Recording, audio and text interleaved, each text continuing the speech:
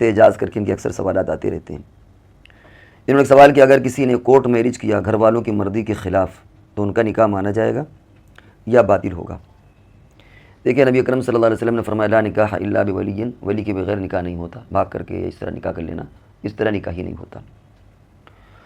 اور بعض ائمہ کے ہاں یہ ہے کہ نکاح ہو جاتا ہے لیکن اس میں کنڈیشن لگی ہوئی ہیں کہ اپنے کفو میں کیا ہے، اپنی کہیں گھٹیا جگہ پر کر لیا ہے جس سے ماں باپ کی ناک کٹے گی، یا اپنے برابر جگہ میں کیا ہے، یا اپنے اعلیٰ درجے میں کیا ہے۔ خاص طور سے لڑکی کا مسئلہ ہوتا ہے، لڑکے کے ساتھ ایسا کوئی تعلق نہیں ہے، لڑکے کا نکاح تو بہرحال ہو جائے گا اور وہ تو طلاق بھی دے سکتا ہے، لیکن لڑکی کبھی کبھی پھنس جاتی ہے، وہ طلاق بھی اس کے اختیار میں نہیں ہے،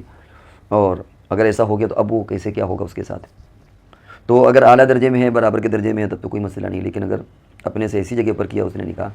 کہ ماں باپ کی ناک کٹے گی، خاندان والوں کی ناک کٹے گی، تو پھر ایسی صورتحال میں والدین کو، ماں باپ کو اعتراض کا حق ہے، باپ کو بھائی کو اعتراض کا حق ہے کہ وہ دارالقضاء جا کر کے اعتراض کر سکیں کہ بھائی اس نکاح کو ختم کر دیا جائے۔ اب رہا یہ مسئلہ کہ ہندوستانی صورتحال میں یہ بات بڑی مشکل ہو جاتی ہے، کیونکہ ایک طرف تو کورٹ میرج ہو جاتی ہے، حکومت کی مہر لگ جاتی ہے، دوسری ہے کہ یہاں کوئی ایسے قاضی بھی نہیں جو اس نکاح کو ختم کر سکیں، توڑ سکیں۔ تو اس لیے مسئلہ تو وہی ہے کہ یعنی اولیاء کو اعتراض کا حق ہوتا ہے اگر لڑکی نے اپنے سے ایسی جگہ پر نکاح کیا جہاں اولیاء کی ناک کٹے، ان کی توہین ہو،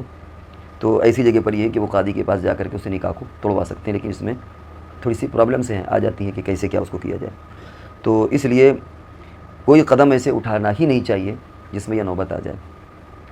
روایتوں میں آتا ہے کہ قرب قیامت میں زنا عام ہوگا، یہ بھی ایک اس کی شکلیں ہیں، گویا اولیاء نے اعتراض کر دیا لیکن ان کے بس میں نہیں ہے کہ اس نکاح کو ختم کر سکیں، تو اب گویا وہ ایک اعتبار سے نکاح ہی نہیں ہوا، یا نکاح اعتراض والا ہو گیا۔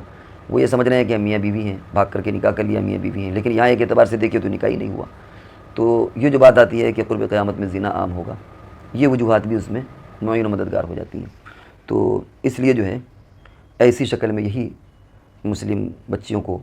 یہی ہدایت دی جاتی ہے کہ ایسا کوئی قدم ہی نہ اٹھائیں وہ، کہ اتنا بڑا رسک لینا پڑے جس کی وجہ سے وہ شادی کیا بلکہ وہ زنا کے دائرے میں وہ چیزیں آ جائیں۔